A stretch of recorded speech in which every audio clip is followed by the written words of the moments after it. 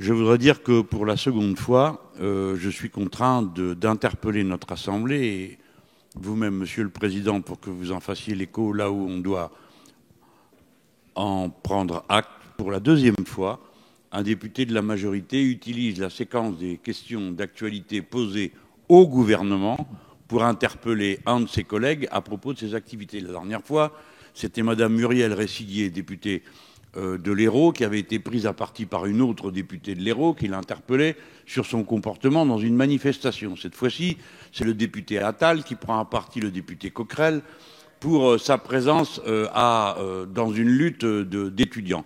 Naturellement, chacun a l'appréciation qu'il veut de l'usage qu'il fait de sa personne de parlementaire dans des luttes sociales. Je vous informe que vous allez encore nous voir souvent, sein de notre écharpe, participer à toutes sortes de luttes, comme nous l'avons fait dans le passé, comme nous le ferons dans le futur. C'est une tradition très longue de notre mouvement.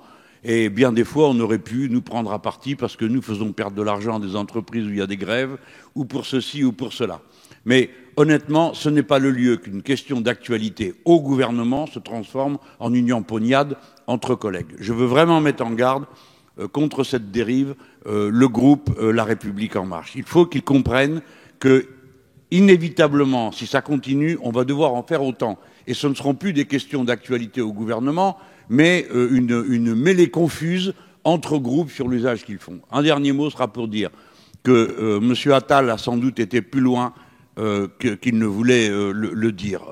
Non, le drapeau tricolore n'est pas offensé, comme il l'a dit, ni une écharpe tricolore lorsqu'elle s'associe à une lutte. C'est aussi vieux que le mouvement social lui-même, et souvent c'est nous qui l'avons honoré parce que c'est nous qui portions le drapeau.